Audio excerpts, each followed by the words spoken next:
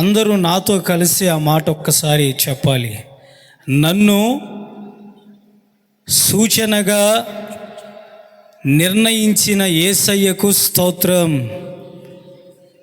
నన్ను సూచనగా నిర్ణయించిన యేసయ్యకు స్తోత్రం. నేను నిన్ను సూచనగా నిర్ణయించి తిని. నిన్ను చాలామంది గుర్తు పెట్టుకోకుండా మర్చిపోయి ఉండవచ్చు. ఈ స్థలంలోనికి వచ్చినటువంటి ప్రతి ఒక్కరూ చాలాసార్లు చాలా సమయాల్లో ఈ ఆలోచన చేత, ఈ కలవరం చేత నేను చేసిన మేలు మరువదగినటువంటిది కాకపోయినా నన్ను నా బంధువులే మర్చిపోయారు, నా కుటుంబ సభ్యులే మరిచిపోయారు. నేను కొనియాడదగినటువంటి స్థితిలో ఉన్నను, నేను ఒక రుజువుగా ఉన్నను, ఒక సూచనగా ఉన్నను. అందరూ నన్ను దాటి వెళ్ళిపోతూ ఉన్నారే. సూచన అంటే అర్థం ఒక గురుతు అని, సూచన అంటే అర్థం రుజువు అని. నిశ్చయముగా ఈ రాత్రి ఈ ప్రాంగణ ఆవరణములో, ఈ సభలో పాలు పంపులు పొందిన మీ ఒక్కొక్కరిని నేను ఆరాధించుచున్న యేసయ్య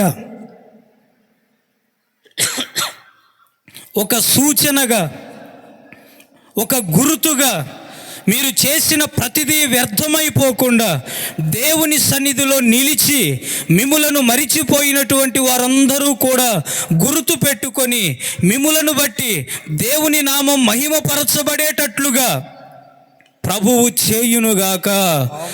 నిర్ణయించబడినటువంటి మీరు సూచనగా మీరు ఉన్నటువంటి కుటుంబాలలో నిలిచి మీరు చేసేది ఏది కూడా వ్యర్థముగా పోకుండా ఉండునుగాక. ఈ రాత్రి అంశము పేరు సూచన. మనమంతా ఒక సూచనగా ఉండాలి అని దేవుని యొక్క ఆలోచన, దేవుని యొక్క నిర్ణయములో మనమందరం కూడా ఉన్నటువంటి వారమై ఉన్నాం. మనం చేస్తున్న ప్రార్థన, మనం చేస్తున్న భక్తి జీవితం, మనం విడుచుచున్న కన్నీరు, మనం వేస్తున్న మోకాళ్ళు ఏమండి మన కుటుంబంలో ఉన్నటువంటి వారు గుర్తు పెట్టుకోకపోవచ్చు. కానీ దేవుని సన్నిధిలో నుండి ఏది కూడా నీ జీవితంలో నుండి తొలగిపోనట్టుగా ఆయన గుర్తు చేసుకొని నిన్ను సూచనగా నియమించాడు. ఆయన నిన్ను సూచనగా నియమించాడండి. అద్భుతము చేసే ఒక సూచనగా నువ్వు ఉన్నావు, మేలు చేసే ఒక సూచనగా నువ్వు ఉన్నావు, సహాయము చేసే సూచనగా నువ్వు ఉన్నావు, కలిమిలో సమాధానమైన ఒక సూచనగా ఉన్నావు, లేమిలో ఒక సమృద్ధి కలిగిన సూచనగా ఉన్నావు. నీవు ఏది కూడా ఏమండి నీ కుటుంబ వ్యవస్థలో నుండి దాటిపోకుండా ఒక సూచనగా దేవుడు నిన్ను నిర్ణయించాడని నీవు మరిచిపోవద్దు. ఇక ధైర్యంగా ఈ స్థలంలో నుండి నీవు వెళ్ళు. దేవుడు నన్ను నిర్ణయించిన ఒక గుర్తుగా ఉంచాడు.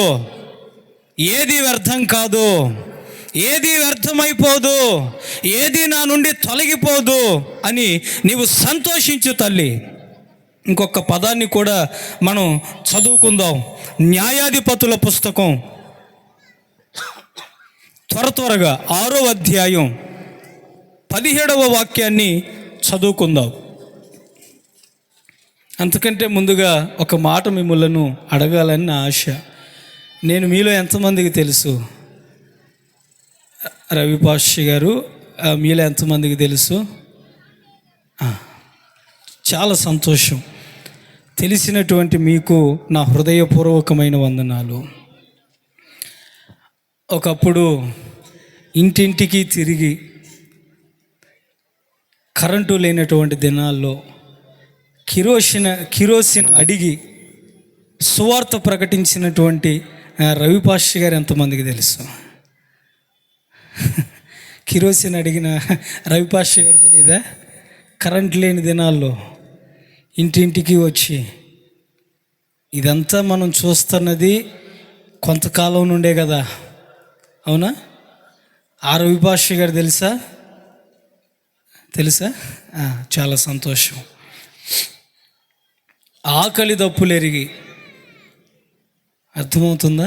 ఆకలి దప్పులెరిగి, ఆకలి కొని ఎవరైనా ఒక్క పూట ఇంటికి పిలిచి ఆహారం పెడతారేమో అని ఎదురు చూసిన రవిపాష గారు ఎంతమందికి తెలుసా? చాలా సంతోషం. చాలా ప్రయాసతో ఈ పరిచర్య ప్రారంభించబడింది. ఊరికినే ప్రారంభించాల, మమ్ములను మీకు అగపరుచుకోవాలి, కనపరుచుకోవాలి అని ప్రారంభించాల పరిచర్య. ఈ పరిచర్య దేవుని ప్రణాళికలో ప్రారంభించబడింది. ఈ పరిచర్యను దేవుడు వృద్ధి చేయాలి అనేటువంటి ఆలోచన చేత ఈ పరిచర్యలో నాటబడినటువంటి ఒక్కొక్క విశ్వాసి యొక్క ప్రయాస వ్యర్థమైపోకుండా దేవుడు మాకు అనుగ్రహించినటువంటి పరిచర్యలో భాగముగా ఉన్నటువంటి వారందరినీ కూడా సదాకాలము వరకు దేవుడు జ్ఞాపకములో ఉంచుకొని దీవించునుగాక. మనమందరం ఊరకని ఈ స్థలంలోనికి రాలేదండి. దేవుని చేతిలో ఉన్నటువంటి విత్తనాలుగా ఆ విత్తనాలను అలా గుప్పిల్లో పట్టుకొని ప్రభువు రాత్రంతా కన్నీటితో ఆ విత్తనాల కొరకు ప్రార్థన చేసి ఆయన ఏర్పరుచుకున్న 12 మంది శిష్యులను పిలిచి ఆ 12 మంది చేతుల్లో తలో కొన్ని విత్తనాలను వేసి దూరంగా పొలాన్ని చూపించి, అయ్యా అది నేను ప్రేమించుకున్న పొలం, ఆ పొలములో నీ చేతిలో వేసిన విత్తనాలు ఏవియూ కూడా నష్టపోకుండా, ఏవియూ వ్యర్థమైపోకుండా, ఏవియూ జారిపోకుండా నేను చూపించే పొలములో నాటు అని చెప్తే శిష్యులందరూ వెళ్ళి ఆ విత్తనాలను నాటి ఏమండి నిద్రపోయారు. దేవుని పొలములో నాటబడినటువంటి విత్తనాలమండి మనం. దేవుడే స్వయంగా నిన్ను నాటాడు. ఎవరో నిన్ను పిలిస్తే, ఎవరో నిన్ను నాటితే నువ్వు వచ్చినటువంటి వ్యక్తివి కాదు. నీ కోసం రాత్రంతా యేసయ్య ప్రార్థన చేశాడు. నీకు తెలుసా ఆ విషయం? రాత్రంతా కన్నీరు విడిచాడండి నీ కోసం. నా చేతుల్లో ఉన్న ఈ గింజ వ్యర్థమైపోకూడదు, ఈ గింజ నష్టమైపోకూడదు, నా చేతుల్లో ఉన్న ఈ గింజ ఖచ్చితంగా నా పొలములో నాటబడాలి, ఎదగాలి, ఫలించాలి దేవుడు కోరుకున్నాడండి.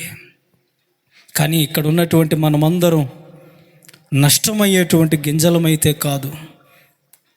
ఆ శిష్యుల చేతుల్లో విత్తనాలు పొలంలో నాటి వారు కంచి వేయకుండా, కాపాడుకోకుండా, ఎరువు వేయకుండా, నీరు పొయ్యకుండా ఆ గింజల విషయమై అలక్ష్యముగా శిష్యులు నిద్రపోయారు. ఇదే అదునుగా భావించిన సాతాను శిష్యులకు ముందుగానే కొన్ని గింజలు ఇచ్చింది. అబ్బాయ్, తమ్ముడు, దేవుడు తన శిష్యులకు ఇచ్చినటువంటి విత్తనాలు ఏ పొలంలోనైతే నాటబడ్డాయో అదే పొలంలోనికి మీరంతా వెళ్ళండి. ఎక్కడెక్కడైతే యేసయ్య శిష్యులు విత్తనాలను చల్లారో అక్కడే మీరు చల్లండి. వారు నిద్ర ఎప్పుడెప్పుడు పోతారా అని ఎదురు చూసినటువంటి సాతాను ఏమండి అదునుగా భావించి వారి శిష్యులను పంపించి యేసయ్య చల్లిన విత్తనాల పక్కన ఈ విత్తనాలు కూడా చల్లేటట్లుగా పురికొల్పింది. యేసయ్య చల్లిన విత్తనాలు గోధుమలయ్యినాయి. సాతాను చల్లిన విత్తనాలు ఏమైపోయినాయి? చెప్పాలి, వినపడట్లా. ఏమైపోయినాయి చెప్పాలండి. గురుగులైనయా? యేసయ్య చల్లిన విత్తనాలు గోధుమలైనవి, సాతాను చల్లిన విత్తనాలు గురుగులైపోయినాయి. ఇక్కడ కూర్చున్న ప్రతి ఇంటిలో ఒక గురుగు ఉంటుంది, అవునా? ఇక్కడ కూర్చున్నటువంటి మన జీవితాలలో ఏదో ఒక గురుగు ఉంటుంది. అయితే నీవు భయపడవలసినటువంటి అవసరం లేదు, కలవరపడవలసినటువంటి అవసరం లేదు, నీవు చెదిరిపోవలసినటువంటి అవసరం లేదు, నీరు గారిపోవలసినటువంటి అవసరం లేదు. గురుగు నీ జీవితంలో నుండి తొలగించుకోవటం నీ పని కాదు. ఆ గురుగును నీ జీవితంలో నుండి తొలగించటానికి యేసయ్య ఒకానొక దినాన కోయివాడిని పంపించబోతూ ఉన్నాడు. కోయివాడు ఎప్పుడు వస్తాడండి? చెప్పాలి. మీ అందరికీ తెలుసు కదండి, కోసే వ్యక్తి ఎప్పుడు వస్తాడు? కోసే వ్యక్తి ఎప్పుడు వస్తాడు తల్లి? గురుగు పెద్దదయ్యి ఈ గోధుమ గింజని ఎదగనివ్వకుండా ఉంటుంది చూసారా, అప్పుడు వస్తాడు. అప్పుడు దేవుడు బయలుదేరతాడు. దేవుడు పంపించినటువంటి కోసే వ్యక్తి బయలుదేరతాడు. ఎందుకు? గోధుమ గింజలని కొయ్యటానికి కాదు, కలుపు మొక్కను ఏరటానికి. ఈ రాత్రి నీ జీవితంలో ఏ సమస్యతో, ఏ భావన చేత, అనాలోచన చేత, కృంగుదల చేత ఏమండి కన్నీరైపోయి స్థలంలోనికి నీవు ఒకవేళ వచ్చి కూర్చున్నట్లయితే ప్రభు చేతికి అప్పగించి రాత్రి, ప్రభువా నా జీవితంలో ఉన్నటువంటి ఈ గురుగును నీవే తొలగించయ్యా, నీవే ఈ గురుగు నుండి తప్పించయ్యా, ఎందుకంటే నీవు స్వయముగా నీ చేతులతో నాటినటువంటి విత్తనాన్నయ్యా, నన్ను ఎదగనివ్వకుండా అడ్డుపడుతున్న ప్రతి గురుగు నా జీవితంలో నుండి తొలగిపోవును గాక అని ఈ రాత్రి నువ్వు ప్రార్థన చేయగలిగితే, ప్రభు చేతికి నిన్ను నీవు అప్పగించుకోగలిగితే, యేసయ్య నీ దగ్గరికి వచ్చినప్పుడు యేసయ్య ఆకలి తీర్చే ఒక అంజూరపు మొక్కగా, ఒక ద్రాక్ష తీగగా, ఏమండి దేవుని తోటలో ఫలాలు కలిగినటువంటి ఒక మొక్కగా నువ్వు ఎదిగి ఆశీర్వదింపబడగలుగుతావు. దేవునికి స్తోత్రం కలుగునుగాక. చదువుదామా ఇప్పుడు న్యాయాధిపతుల పుస్తకం 6వ అధ్యాయము 17వ వాక్యాన్ని త్వరగా. అందుకతడు నా ఎడల నీకు కటాక్షము కలిగిన ఎడల నాతో మాట్లాడుచున్న వాడవు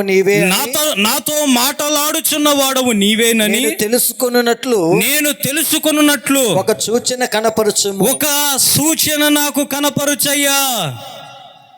నీవు మిద్యానీయుల చేతిలో నుండి నన్ను, ప్రజలను, ఇశ్రాయేలీలను విడిపించగలిగిన దేవుడవు నీవే ఒకవేళ అయితే ఒక సూచన చూపించు, ఒక గుర్తు చూపించు అని గిద్యోను మొరపెడుతున్నట్లుగా ఈ రాత్రి నీవు దేవుని సన్నిధిలో ఉన్నావు అని గ్రహించి దేవుని పాదాలు పట్టుకొని నీవు దేవుని చేతికి అలాగే అప్పగించుకోగలిగితే, మిద్యానీయుల చేతిలో నుండి గిద్యోనును ఇశ్రాయేలీయుల ప్రజలను విడిపించినట్లుగా ఈ రాత్రి నీవు ఈ స్థలములో నిశ్చయముగా విడిపించబడి దేవుని పొలములో నాటబడుదువుగాక. చేతులు ఊపుతూ చెప్పాలి. ఇంత గొప్ప ఆశీర్వాదం వచ్చిన తర్వాత ఇక మౌనంగా ఉండొద్దు. హల్లెలూయా. రోజు ఇలాగే ఓ వర్తమానాన్ని అందిస్తూ ఉండగా ఆ రోజు ఇలాగే ఆ వాక్యాన్ని చదువుతూ ఉన్నటువంటి ఒక సహోదరి ఆ రోజు నిజమైన ద్రాక్షవల్లి గురించి మాట్లాడుతూ ఉన్నాము.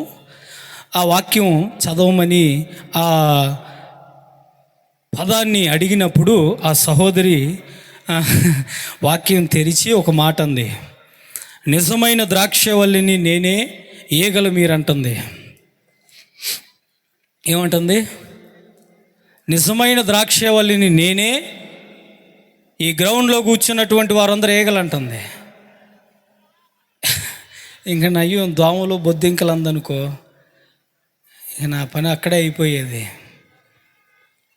ప్రతిరోజు వాక్యం చదువుతూ ఉంటే ఆ వాక్యాన్ని మనం స్పష్టముగా పలకగలుగుతాం, స్పష్టముగా మనం చెప్పగలుగుతాం, స్పష్టముగా మనం ఏం చేస్తాం? దైవజనులకు అందించగలుగుతాం. మనం గిద్యోను దేవునితో మాట్లాడుతూ ఉన్నాడయ్యా, నువ్వు నిజంగా మిద్యానీయుల శత్రువుల చేతుల్లో నుండి నాకు అప్పగించిన ప్రజలను విడిపించే దేవుడవు నీవైతే ఈ రాత్రి తప్పకుండా నేను నిన్ను కలిగి ఉన్నాను అని నా ప్రక్కన ఉన్నటువంటి వారికి ఒక సూచన చూపించయ్యా, నా ఇంట్లో ఉన్నటువంటి వారికి ఒక గుర్తు చూపించయ్యా, నా భర్తకే ఒక గుర్తు చూపించు, నన్ను మాట్లాడుతున్న నా పిల్లలకు ఒక గుర్తు చూపించయ్యా.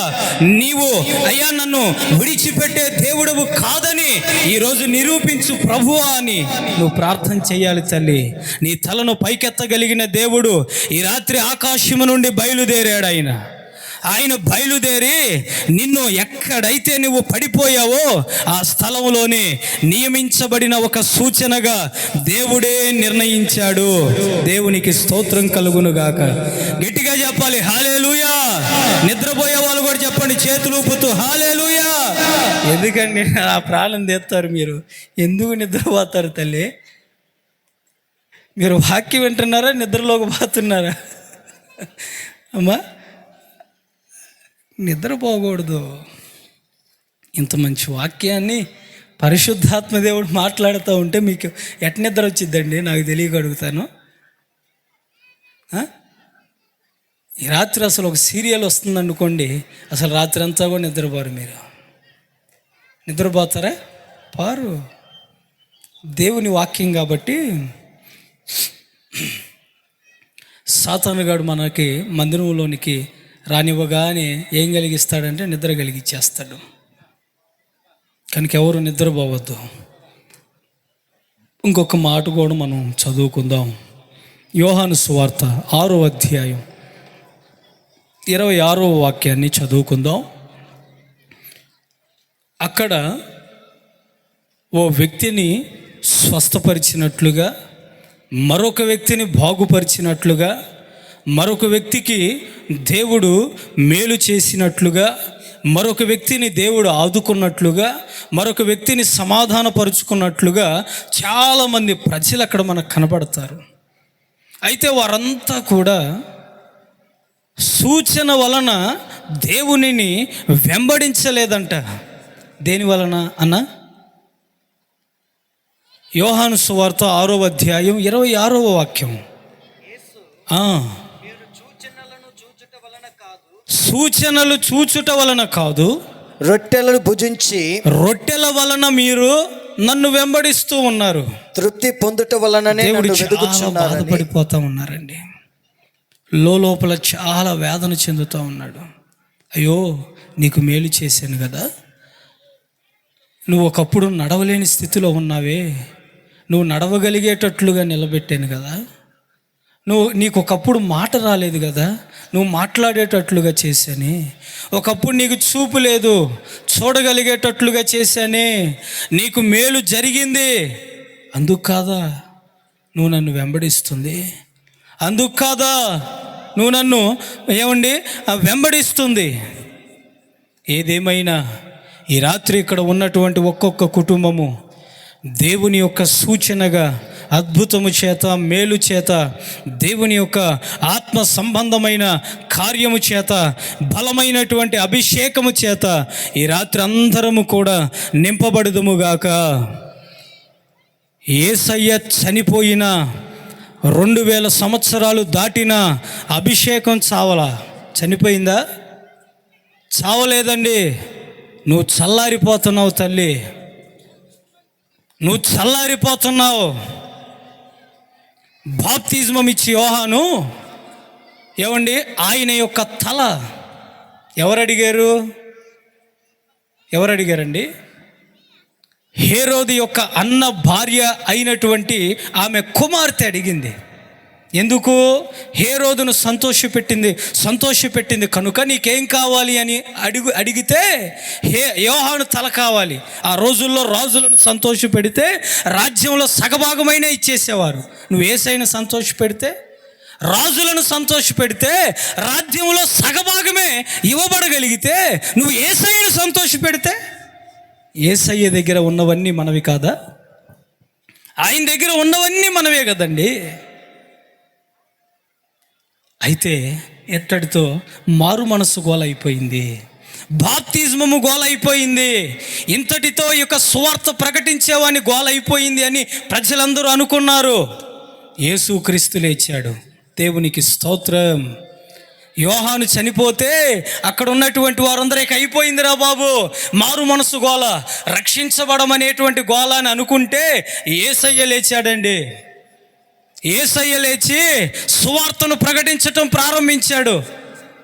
అక్కడ ఉన్నటువంటి పరిసయ్యులు, సద్దుకయ్యులు ఈ పరలోక సంబంధమైన గోల ఎప్పుడు తగ్గుతుందో, ఎప్పుడు పోతుందో అని అనుకునే లోపే యేసయ్య కూడా చనిపోయాడు. ఇక అనుకున్నారు యేసయ్య గోల కూడా అయిపోయింది. 12 మంది అపోస్తులు లేచారు. దేవునికి స్తోత్రం కలుగునుగాక. 12 మంది అపోస్తులు లేచి యేసయ్య సువార్తను ప్రకటించటం ప్రారంభించారండి. ఈ 12 మంది ఎప్పుడు చనిపోతారు అని అనుకున్నారు, వారు చనిపోయారు. ఇప్పుడు ప్రపంచమంతా లేచి యేసయ్య సువార్తను ప్రకటిస్తూ ఉంది. ఎక్కడికైనా వెళ్ళి చూడండి, యేసయ్య సువార్త వినబడినటువంటి ప్రాంతం లేదు, గ్రామం లేదు, పల్లె లేదు, దేశం లేదు. ప్రపంచము నలుమూలల యేసయ్య సువార్తను ప్రకటించే సాక్షులను దేవుడు ఏర్పరచుకున్నాడండి. యేసయ్య సువార్తను ఆపటం ఎవరి తరం కాదు. యేసయ్య సువార్త ఆగదండి. అందుకే మరలా చెప్తున్నాను, ఈ రాత్రి నువ్వే నీ కుటుంబానికి ఒక సూచనగా మారబోతూ ఉన్నావు. నువ్వు నివసించే ప్రాంతానికి ఒక సూచనగా మారబోతూ ఉన్నావు. నీ ద్వారాగా నీ గ్రామము ఒక సూచనకరమైనటువంటి మేలు అనుభవించబోతూ ఉన్నది. నమ్మిన వారి రాత్రి విశ్వాసంతో ఈ స్థలంలో నుండి దేవుని యొక్క కార్యము చూచి వెళ్ళబోతూ ఉన్నారు. నువ్వు సాక్షిగా నిలబడబోతూ ఉన్నావు తల్లి. దేవుడు నిన్ను ఒక సూచనగా చెయ్యబోతూ ఉన్నాడు. ఒక సూచన, నువ్వు వ్యర్థం కాదు. మనం ఉభయచర జీవిలాగా కాకుండా ఏకచర జీవిలాగా జీవిద్దాం. ఉభయచర జీవి తెలుసా? మీలో తెలుసన్న వాళ్ళు హల్లెలూయా చెప్పండి. ఉభయచర జీవి నీటిలో ఉంటుంది, నీటి బయట ఉంటుంది. కప్ప నీటిలో బ్రతకగలుగుతుంది, నీటి పైన కూడా ఉండగలుగుతుంది. లోకంలో ఉంటుంది, ప్రభువులో ఉంటుంది. అవునా? అలా కాకుండా చేపలాగా, ఏకచర జీవిలాగా నీటిలోనే చావైనా, రేవైనా, కష్టమైనా, ఏమున్నా, ఏమి లేకపోయినా నాకు కలిగిన దానిలోనే నాకు ఇచ్చిన యేసయ్యను బట్టి నేను సంతోషిస్తున్నాను అని ఏకచర జీవిలాగా మనం బ్రతకగలిగితే, ఈ రాత్రి నిన్ను బట్టి నీవు నివసించే ప్రాంతము తల్లక్రిందులుగా దేవుడు చేయబోతూ ఉన్నాడు. పరిస్థితులను తల్లక్రిందులుగా దేవుడు చేయబోతూ ఉన్నాడు. నువ్వున్న ప్రాంతానికి దేవుడు నిన్ను ప్రభావితం చేయబోతున్నాడు. నిన్ను బట్టి నీ ప్రాంతము రక్షించబడబోతూ ఉంది. మౌనంగా ఉంటే ఎట్లా అండి? గట్టిగా ఒకసారి చప్పట్లు కొడితే నేను చెప్పి కొట్టించుకున్నట్టుగా ఉంది. ఇది కొట్టాలి తల్లి, మీరు ఉజ్జీవంగా ఉండాలా అమ్మా. 2-3 విషయాలు చెప్పి నేను ముగించేస్తాను త్వరగా. సూచనగా ఉన్నటువంటి మనకు కలిగే మేలేంటి? ప్రభువుని మీరు అడగాలి ఈ రాత్రి. సూచనగా మమ్మల్ని చేసేవయ్యా, అయితే మాకు కలిగే మేలేంటి? ఒక్క మాట చెప్పి నేను క్లుప్తంగా ముగించేస్తాను. చెప్పండి అన్నవాళ్ళు ఒక్కసారి చేతులెత్తండి. వద్దు అన్నవాళ్ళు చేతులెత్తండి. చాలా సంతోషం. అందరూ వాక్యం వినాలని ఆలోచనతో ఉన్నారు. దూర ప్రాంతాల నుండి వచ్చినటువంటి వారిని దృష్టిలో పెట్టుకొని ఒక్క మాట నేను చెప్పి త్వరగా ముగించేస్తాను. చదవండి. 1 సమూయేలు పుస్తకం 30వ అధ్యాయము 26వ వాక్యాన్ని చదవండి.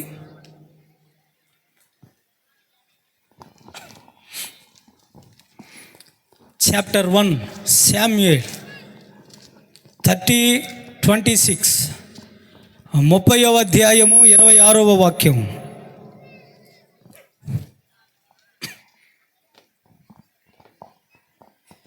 త్వరగా. దావీదు సిక్లగ్నకు వచ్చినప్పుడు దోపుడు సొమ్ములో కొంత తన స్నేహితులైన యోధా పెద్దలకు ఏర్పరిచి, యెహోవా శత్రువుల యొద్ద నేను దోచుకొనిన సొమ్ములో కొంత ఆశీర్వాద సూచనగా మీకు ఇచ్చుచున్నానని చెప్పి. ఒక్కసారి అలా చేతులు ఊపుతూ ఆ మాట అనుకోండి అందరూ. దేవుడు ఆశీర్వాద సూచనగా నన్ను, నా కుటుంబానికి నియమించాడు, నిర్ణయించాడు. నువ్వు నీ కుటుంబంలో ఆశీర్వాదముగా ఉండబోతూ ఉన్నావు. నీ కుటుంబానికి నువ్వే ఆశీర్వాదం. దావీదుకు ఒకప్పుడు ఏమీ లేదు. కట్టుకున్న బట్టలు, కన్నీరు, నిరుపేద కలిగినటువంటి స్థితి. అన్నీ కోల్పోయాడు. చాలా ఏడుస్తూ దుఃఖపడుతూ ఈరోజు అన్ని సమృద్ధి కలిగినప్పుడు తన ప్రజలైనటువంటి యూదా వారితో చెప్తున్నటువంటి మాట, ఒకప్పుడు నాకేమీ లేదు, ఒకప్పుడు ఏమీ లేదయ్యా, సంతోషం లేదు, సమాధానం లేదు, ఆనందం లేదు, అంతా నా జీవితంలో కన్నీరే, వేదనే, దుఃఖమే, నా జీవితం అంతా కూడా నిష్ప్రయోజనమైనదిగా మారిపోయిందయ్యా. నేను ఎక్కడ అడుగు పెడుతున్నా అంతా దరిద్రమైపోయింది. ఏ పని ప్రారంభించాలి అనే ఆలోచన వచ్చినా శాపగ్రస్తం అయిపోయిందయ్యా. నా చెయ్యి శాపం, నా కాలు శాపం అయిపోయిందయ్యా. నేను శాపగ్రస్తున్నైనా నేను ఆరాధించే దేవుడు మాత్రం శాపగ్రస్తమైన స్థితిలో ఉన్న నన్ను పట్టుకొని నా శాపగ్రస్తమైన ముళ్ళును విరిచి ఈరోజు సమృద్ధిని ఇచ్చాడయ్యా నాకు. ఆ సమృద్ధిలో ఉన్న నేను ఈరోజు నాకు కలిగిన దానిలో నుండి కొంత మీకు ఆశీర్వాదముగా ఇచ్చేస్తాను, కొంత ఆశీర్వాదముగా మీకు ఇవ్వటానికి ఇష్టపడుతున్నాను. ఈ రాత్రి మీరంతా కూడా మీ కుటుంబములో ఇచ్చేవారిగా, మీ కుటుంబాన్ని సమృద్ధికరముగా మార్చుకునేవారిగా, మీ కుటుంబానికి మీరు ఆశీర్వాదకరమైనటువంటి సూచనగా నా దేవుడు మార్చునుగాక, నా దేవుడు మిమ్మలను మలుచునుగాక. ఆశీర్వాదం అంటే ఏంటో ఈ రాత్రి మీకు చెప్తా. ఒక క్రొత్త కోణంలో మనం విందాం ఈ రాత్రి. ఒక క్రొత్త కోణంలో ఈ రాత్రి ప్రభు మనతో మాట్లాడాలి. ఇక్కడ ఉన్నటువంటి ఒక్కొక్కరి జీవితంలో దేవుని వాక్యం క్రియ చేయాలి. ఆశీర్వాదము అని మనందరం అనుకుంటూ ఉన్నాం. అసలు ఆశీర్వాదం అంటే ఏంటో వాక్యపు లోతుల్లోనికి ముందుకు వెళ్తున్నప్పుడు మీకు అర్థమైపోతుంది. ఆదికాండం 12వ అధ్యాయం 2వ వాక్యం చివరి పదంలో ఉంటుంది, నీవు ఆశీర్వాదముగా నుందువు. నీవు ఆశీర్వాదముగా ఉంటావయ్యా. ఒకప్పుడు ఏమీ లేనటువంటి వ్యక్తి అబ్రహాము, ఏముందండి తనకి, పొట్టకూటి కోసం ఏమండి చాలా కష్టంతో, చాలా ప్రయాసతో, పొట్టకూటి కోసం, బ్రతుకు తెరువు కోసం ఎన్నో ప్రయత్నాలు, ఎన్నో కష్టాలు, ఎంతో బాధపడినటువంటి వ్యక్తి అండి. అట్లాంటి వ్యక్తి ఇప్పుడు ఆశీర్వాదముగా మారాడు. ఎలా సాధ్యం? How is possible? ఇది ఎలా సాధ్యమైందండి? ఏమీ లేని వ్యక్తి ఆశీర్వాదమైనటువంటి వ్యక్తిగా నిలిచి అనేకులను ఆశీర్వదించేటట్లుగా ఎలా మార్చబడగలిగాడు? ఎలా మారాడు తల్లి? ఈ రాత్రి మనం కూడా ఆలోచిస్తూ ఉంటాం, ఎంతకాలం ఈ కష్టం, ఎంతకాలం ఈ ప్రయాస, ఎంతకాలం నేను చేస్తున్నటువంటి చేతి పనిలో సంతోషం లేక, సమాధానం లేక, ఎంతకాలం కుటుంబం మధ్యలో అవమానం, పిల్లల మధ్యలో అవమానం, సమాజం మధ్యలో అవమానం, ఎంతకాలం ఇలా కన్నీరు మున్నీరు అయిపోతూ ఉన్నాం. గుండెలు బాదుకుంటున్నటువంటి పరిస్థితి. అట్లాంటి ఆలోచనలో ఉన్న మనలో ఈ రాత్రి దేవుడు ఒక విత్తనం వేశాడు. నువ్వు నీ కుటుంబానికి, నీ ఉన్నటువంటి పట్టణానికి ఆశీర్వాదముగా ఉండబోతూ ఉన్నావు. నువ్వు ఆశీర్వాదముగా నిలబడబోతూ ఉన్నావు. అనేకుల మధ్యలో నీవు ఆశీర్వదింపబడినటువంటి వ్యక్తివిగా ఇక ప్రయాణము ప్రారంభించబోతూ ఉన్నావు. నీది ఏది కూడా వ్యర్థము కాదు తల్లి. అప్పుతో వచ్చావా? మరణకరమైనటువంటి బలహీనతతో వచ్చావా? చెప్పుకోలేనటువంటి వేదనతో వచ్చావా? ఈ రాత్రే ఇక కాలము ముగించబడితే చాలు అని మరణకరమైనటువంటి ఆలోచనతో వచ్చావా? ఈ రాత్రి నువ్వు ఎలాంటి ఆలోచనతో వచ్చినా నీ ఆలోచనను తల్లక్రిందులు చేసి తారుమారు చేయగలిగినటువంటి దేవుని యొక్క హస్తము దేవుని సన్నిధి నుండి బయలుదేరింది. దేవుడు తప్పకుండా మన జీవితంలో కార్యము చేయబోతూ ఉన్నాడు. ఆశీర్వాదము ఇంకొక పదాన్ని కూడా చూద్దాం. 26వ అధ్యాయము ఆదికాండం 29వ వచనం చదువుకుందాం. మేము నిన్ను ముట్టక నీకు మేలే తప్ప మరేదియో చేయక. 26వ అధ్యాయం ఆదికాండం 29. ఆ, నిన్ను సమాధానముగా పంపివేసితిమి గనుక ఆ, నీవును ఆ. మాకు కీడు చేయకుండానట్లు ఆ. నీతో నిబంధన చేసుకుందుమనియు ఆ. అనుకుంటుమి. ఆ. ఇప్పుడు నీవు యెహోవా ఆశీర్వాదము పొందిన వాడవనిరి. చూడండి ఎంత చక్కగా వ్రాయబడి ఉందో. అక్కడ కనబడుతున్నటువంటి వ్యక్తి ఇస్సాకు. ఇస్సాకు తానున్నటువంటి ప్రాంతంలో భయంకరమైన కరువు వచ్చింది. ఇక ప్రాంతాన్ని విడిచిపెడదాం అనుకున్నాడు. ఈ ప్రాంతం నాకొద్దు, ఈ కరువు కలిగిన పట్టణం నాకొద్దు, నేను కరువుతో బ్రతకలేను, కరువుతో జీవించలేను అని ఐగుప్తు దేశానికి మరలా తిరిగి వెళ్దాం అనుకున్నాడు. ఐగుప్తు పట్టణానికి మరలా తిరిగి వెళ్దాం అనుకున్నాడు. అయితే దేవుడు ఇస్సాకుతో మాట్లాడాడు, అయ్యా వద్దు, నీవు గెరారు ప్రాంతంలోనే ఉండు, నేను మరలా నిన్ను అక్కడ నాటబోతూ ఉన్నాను, నేను మరలా నిన్ను అక్కడ దీవించబోతూ ఉన్నాను, నేను మరలా నిన్ను అక్కడే ఆశీర్వదించబోతూ ఉన్నాను. ఏ ప్రాంతము మంచిది కాదు, ఏ ప్రాంతము కరువు కలిగినటువంటి ప్రాంతం అనుకున్నావో, ఏ ప్రాంతములో నుండి వెళ్ళిపోవాలి అని అనుకున్నావో, అదే ప్రాంతములో నేను నిన్ను తలగా నిలబెట్టబోతూ ఉన్నాను. నువ్వు తలగా ఉండాలయ్యా, నువ్వు గెరారు ప్రాంతంలోనే ఉండయ్యా. ఎందుకయ్యా నీ వేదన? నేను నీ జీవితాన్ని మరలా ఆశీర్వదించబోతున్నానయ్యా. విత్తనం వేశాడు, అడ్డు తగిలింది. బావులు త్రవ్వాడు, అడ్డు తగిలింది. తను ఉన్నటువంటి ప్రాంతము నుండి మరొక ప్రాంతానికి వస్తే కుటుంబంలో కలవరం. కట్టుకున్నటువంటి భార్య ఏమండి చెల్లిగా మారిపోయింది. చాలా వేదన అయిపోయాడు. అన్ని సమస్యల మీద సమస్యలు, అన్ని ఆందోళన మీద ఆందోళన. అట్లాంటి వ్యక్తి ఆశీర్వదించబడ్డాడండి.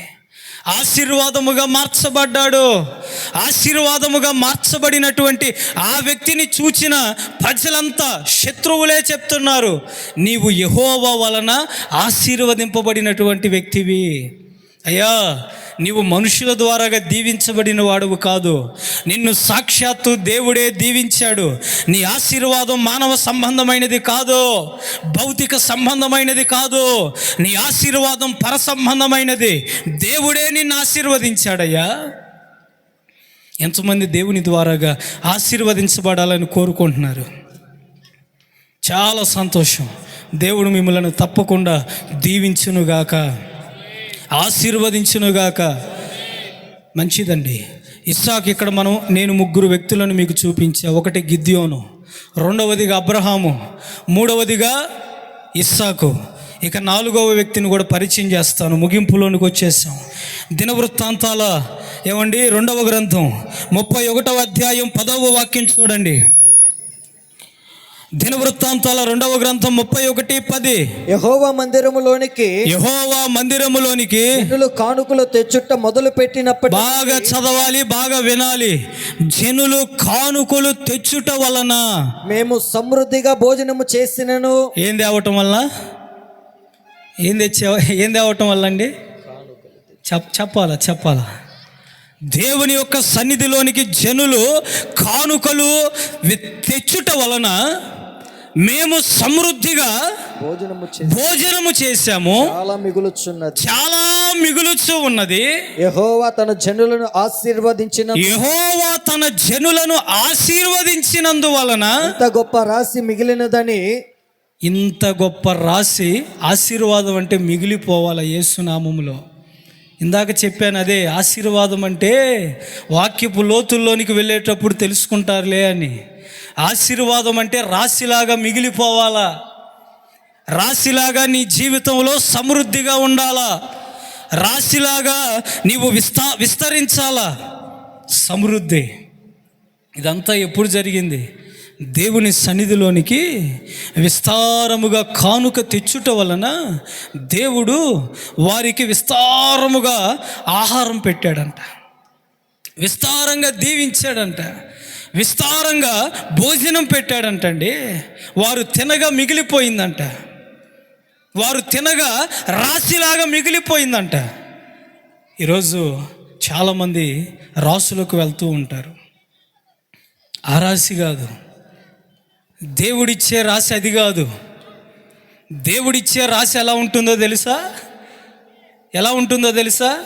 రాత్రంతా ప్రయాసపడ్డాడు, భార్య నగలమ్మానే, భార్య పుస్తి తాకట్టు పెట్టానే, కుటుంబము ఏమండి ఇల్లంతా కూడా కుటుంబము జరపటానికి దాచుకున్న డబ్బు తెచ్చానే, నా ఇల్లంతా కూడా తాకట్టు పెట్టి డబ్బు తెచ్చానే, ఏమండి ఒక వల కొన్నానే, ఒక నావ కొన్నానే, రాత్రంతా సముద్రంలో తిరిగానే, ఒక్క చేప కూడా పడలేదు, ఒక్క చేప కూడా పడలేదు. తెల్లవారుచూ ఉండగా నావ దగ్గరకు ప్రభు వచ్చినప్పుడు ఎంత రాసి చూశాడండి? ఎంత రాసి చూశాడు చెప్పాలా? ఎంత రాసి? ఈ రాత్రి ఆశీర్వాదం అంటే మిగిలిపోయే ఆశీర్వాదము నువ్వు, నీ కుటుంబము, నీ బంధువులు, నిన్ను బట్టి సమస్త ప్రజలు కూడా చూచే విధముగా దేవుడు నిన్ను ఆశీర్వదించునుగాక. మిగిలిపోవాలి యేసునామములో, రాశి కలగాలి. నువ్వు ఆశీర్వాదం గురించి చాలా సార్లు విన్నావు. ఇది క్రొత్త కోణంలో ఉన్న ఆశీర్వాదం, క్రొత్తగా వింటున్నావు ఈ రాత్రి. ఆశీర్వాదం అంటే మిగలాలండి, రాశిగా మిగలాల. నువ్వు నేను అనుకునేది కాదు ఆశీర్వాదం అంటే, నువ్వు నేను కోరుకునేది కాదు.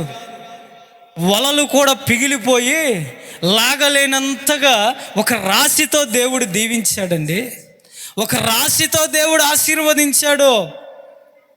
కనుక ఈ రాత్రి అటువంటి ఆశీర్వాదం మన కుటుంబాలలో నిలిచి ఉండాలని దేవుడు కోరుకుంటూ ఉన్నాడు. తల్లి, దేవుడు ఎదురు చూస్తూ ఉన్నాడు.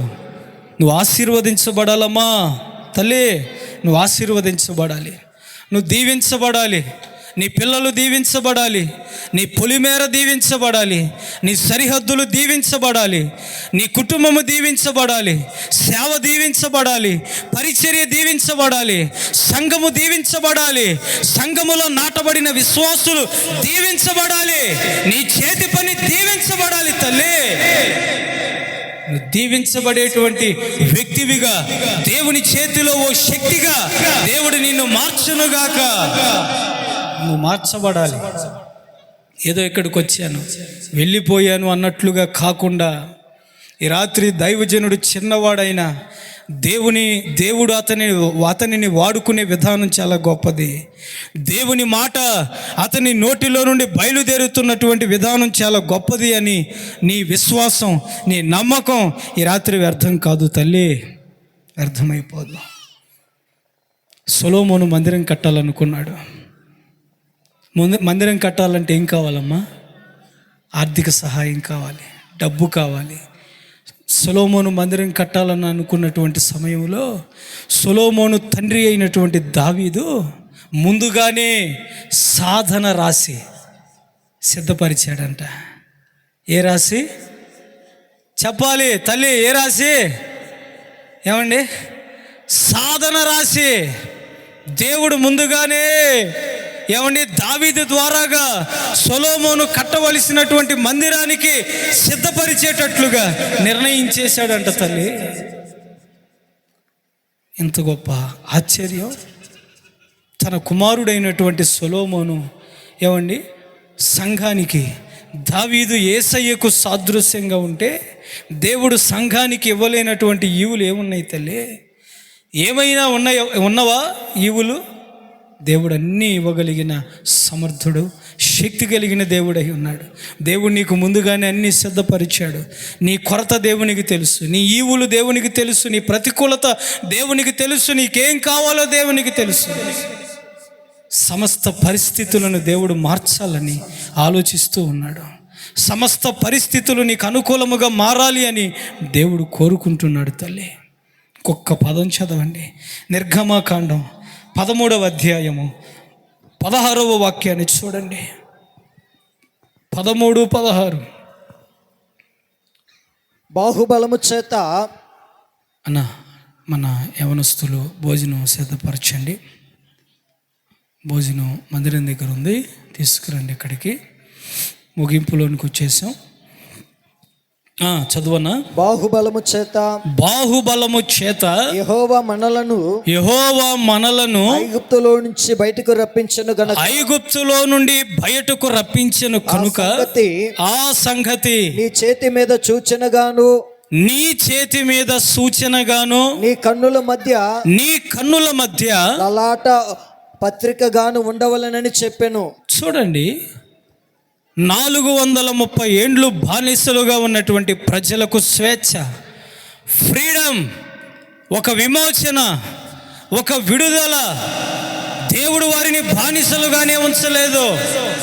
ఐగుప్తులో ఉన్నటువంటి వారు ఐగుప్తులోనే మగ్గిపోయేటట్లుగా దేవుడు చేయలేదు. తల్లి, నీ జీవితంలో బాధ ఎక్కువ కాలం నిలబడదమ్మా. కన్నీటికి కారణాలు ఎక్కువ రోజులు ఉండవు. నీ కష్టానికి కారణాలు ఎక్కువ దినాలు ఉండవు తల్లి. ఈ రాత్రే సమాప్తం అవ్వచ్చు, ఈ రాత్రే ముగించబడవచ్చు, ఈ రాత్రే నీకు జవాబు దొరకవచ్చు, ఈ రాత్రే దేవుని కార్యం జరగవచ్చు తల్లి. ఐగుప్తు దేశంలో మగ్గిపోయినటువంటి ప్రజలను చూచిన దేవుడు ఐగుప్తు దేశంలోనే మరణానికి అప్పగించలేదండి. ఐగుప్తు దేశంలో కారు చీకటిలో వారు మగ్గిపోయేటట్లుగా చెయ్యల. పగలు మేఘస్తంభమై కాచుకున్నాడు, రాత్రి అగ్నిస్తంభమై కాపాడుకున్నాడు. కొరత లేకుండా దేవుడు వారిని కంచె వేసుకున్నాడండి. 430 సంవత్సరాలు విమోచన లేక, విడుదల లేక, నిరుత్సాహమైనటువంటి స్థితిలో, కృంగుదలల మధ్యలో, స్వేచ్ఛ లేక, ఫ్రీడమ్ లేక, కఠినమైన దాస్యత్వంలో బ్రతుకుతున్న వారిని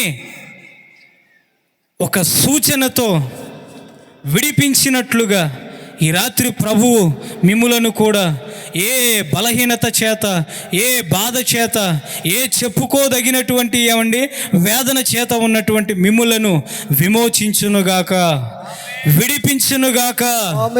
మీరు విడుదల పొందాలి, ఫ్రీ అయిపోవాలి. ఆ కట్ల మధ్యలో ఉండకూడదు మీరు. ఇట్లాంటి వాక్యము ద్వారాగా దేవుడు మాతో ఇదే మొట్టమొదటిసారి మాట్లాడటము అన్నటువంటి వారు చేతులెత్తాలి. చేతులెత్తాలా? ఎత్తాలి. విన్నారు ఇట్లాంటి వాక్యాలు? ఏమా ముందు విన్నారా? చేతులెత్తండి, చేతులెత్తాలా. ఎందుకంటే దేవుడు ఈ రాత్రి ఒక సూచనగా ఈ ప్రాంతానికి దైవజనులను దేవుడు నిలవబెట్టినట్లుగా, అట్లాంటి దైవజనుణ్ణి, అట్లాంటి పరిచర్యను ఎన్నటికీ మనం పోగొట్టుకోకూడదు, ఎన్నటికీ మనం కోల్పోకూడదు.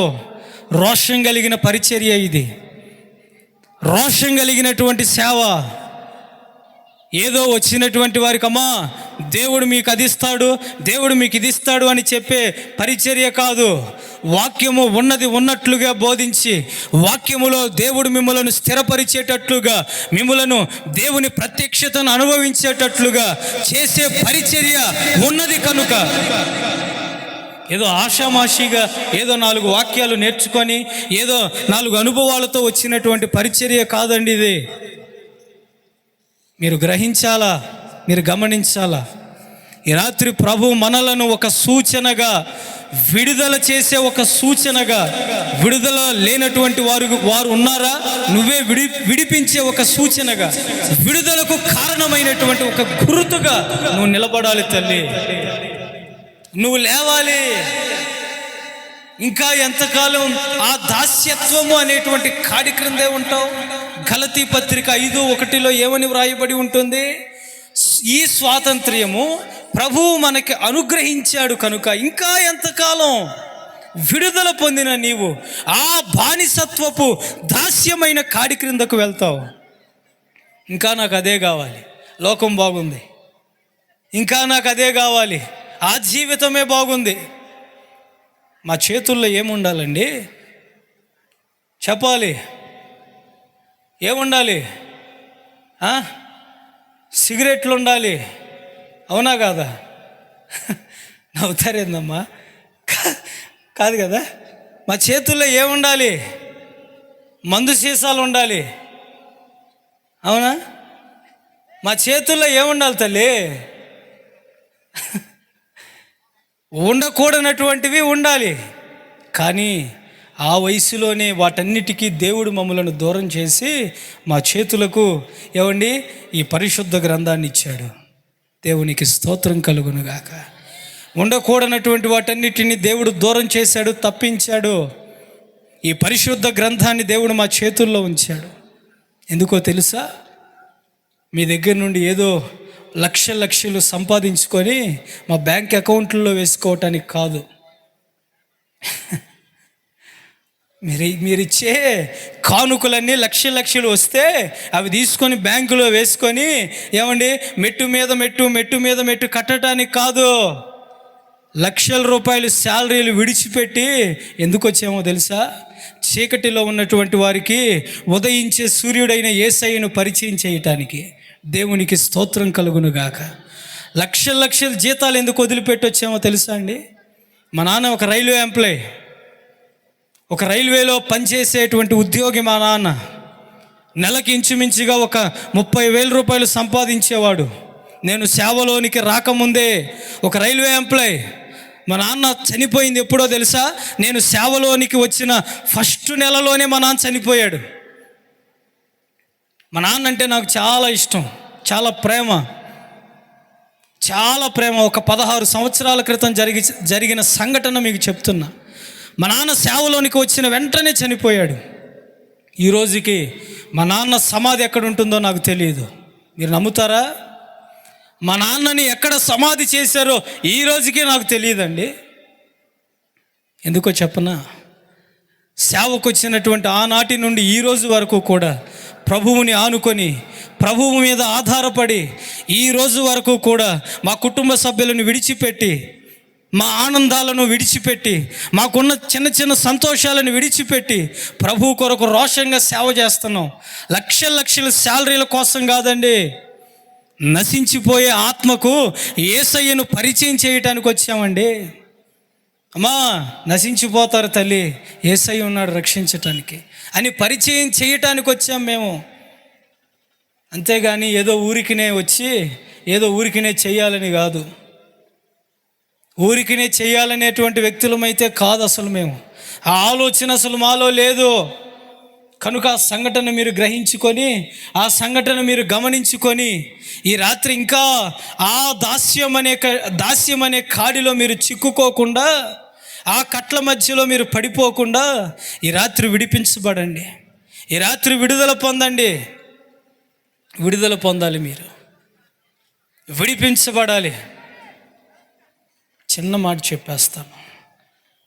మాట చెప్పేసి ముగిస్తాను. ఓ రోజు క్రొత్తగా వివాహమైనటువంటి ఆ భార్యాభర్తలు ఇద్దరిని అత్తగారు వారి ఇంటికి పిలిచారు. అయ్యా, మా ఇంటికి రాయ్యా, మరి క్రొత్తగా వివాహం అయింది కదా, మరి మా ఇంటికి ఒకసారి అలా వచ్చి వెళ్ళయ్యా అని చెప్పినప్పుడు కుమార్తె వెళ్ళలేకపోయింది. అయ్యా, నేను వెళ్ళలేకపోతున్నాను, నువ్వు వెళ్ళయ్యా, అమ్మ దగ్గరికి వెళ్ళి కొంచెం పనితో మీ అమ్మాయి గారు రాలేకపోయిందని చెప్పయ్యా అని చెప్పిందండి. అయితే ఈ అల్లుడు గారికి మతిమరుపు ఉంది. ఏముంది? మతిమరుపు ఉంది. అమ్మాయి, నేను వెళ్తున్నాను కదా, వెళ్తున్నటువంటి నాకు మీ అబ్బగారు ఫస్ట్ సారి మనం వెళ్ళినప్పుడు పెట్టిందే ఏంటమ్మాయి అని అడిగాడు. అయ్యా, మనకు ఫస్ట్లోన మైసూర్ పాకు పెట్టింది అయ్యా అని చెప్పింది. నాకు మరలా అదే పెట్టాలా, నేను అదే చేయించుకుంటాను, నేను మరలా చాలా బాగా చేసింది మీ అమ్మ అని చెప్పి ఈ వ్యక్తి ఆ మతిమరుపు చేత అలాగే నడిపించబడుతూ వెళ్తున్నాడు. వాళ్ళ అత్తగారు ఇల్లు దగ్గరికి వచ్చే సమయానికి ఒక చిన్న కాలువ వచ్చింది. ఆ కాలువ దాటేటప్పుడు హైసర్ బజ్జీ అన్నాడు. ఇక ఈ మైసూరు పాకు సంగతి మర్చిపోయాడు. హైసర్ బజ్జీ అనుకుంటూ ఇంటికి వెళ్తున్నాడు. ఎవరింటికి? అత్తోళ్ళ ఇంటికి వెళ్ళేటప్పుడు హైసర్ బజ్జీ అనుకుంటూ వెళ్తున్నాడు. ఈయనేంది దూరం నుండి చూసింది అత్త, నోట్లో సనుక్కుంటున్నాడు, నోట్లో కొనుక్కుంటూ వస్తున్నాడు. ఏందని చెప్పి రాగానే, ఏంది అల్లుడు బాగున్నావా అనగానే, అత్తమ్మ బాగున్నాలే హైసర్ బజ్జీ అంటున్నాడు. మళ్ళీ ఆడ మర్చిపోతాడు అన్నట్టుగా, బాగా ఏమండి మర్చిపోతానేమో అన్నట్లుగా, ఏందయ్యా వచ్చిన దగ్గర నుంచి హైసర్ బజ్జీ అంటున్నావంటే, పోయినసారి నేను వచ్చినప్పుడు నువ్వు హైసర్ బజ్జీ చేసి పెట్టావు అత్తమ్మ, భలే ఉందలే, ఒక్కసారి వండి పెట్టేత్తమ్మ తింటాను అంటున్నాడు. అయ్యా, జిలేబీ చూశాను, జాంగ్రీ చూశాను, బొబ్బట్లు చూశాను, ఈ మైసూరు పాకు కూడా చూశాను. ఈ హైసరు బజ్జీ ఏందయ్యా అంటున్నావా? ఈ హైసరు బజ్జీ నేను ఎక్కడ వినలేదయ్యా నేను అసలుకి. లేదత్తమ్మో, నువ్వు పోయినసారి వచ్చినప్పుడు హైసరు బజ్జీ వండి పెట్టావు, నాకు హైసరు బజ్జీ కావాలంటున్నాడు. కొంతమంది ఆలోచనలు, కొంతమంది ఏమండి కోరికలు, కొంతమందివి ఎలా ఉంటాయో చెప్పనా, అవి అసలుకి ఎవ్వరికి అర్థం కావు కదా. ప్రార్థన చేసి మనకు అర్థం కావు, ప్రార్థన వినే దేవునికి కూడా అర్థం కావు. ప్రార్థన చేసి మనకు అర్థం కావు, ప్రార్థన వినే దేవునికి, అమ్మా నన్ను చూడాలి, దేవునికి అర్థం కావు. కనుక ఈ రాత్రికాల సమయమందు ఈ స్థలంలోనికి వచ్చినటువంటి మనమందరం కూడా మన ప్రార్థన దేవుడు వినేటట్లుగా, మన ప్రార్థన దేవుడు ఆలకించేటట్లుగా మనమందరం పులియని పిండితో, పులిసిపోయినటువంటి పిండి కాదండి, పులియని పిండితో దేవుడు ఈ రాత్రి మనలను ఐగుప్తు అనేటువంటి బానిసత్వపు సంఖ్యలలో నుండి, ఆ కట్లలో నుండి దేవుడు మనలను విడిపించునుగాక, విమోచించునుగాక. దేవుడు నిశ్చయముగా ఈ రాత్రికాల సమయమందు పులియని అనుభవాలలో నుండి మనలను తప్పించి దాటించునుగాక. మనం ఐగుప్తులో నుండి విడిపించబడిన పులియని అనుభవాలలో ఉంటాం. ఈ రాత్రి మనం పులిసిపోకూడదు. మనం పులిసిపోయినటువంటి అనుభవాలలో ఉండకుండా ఉంటే దేవుని యొక్క కార్యము నిశ్చయముగా మనము మన కుటుంబాలలో తప్పకుండా మనమందరం కూడా అనుభవించుదుముగాక. అందరం లేచి నిలబడదాం.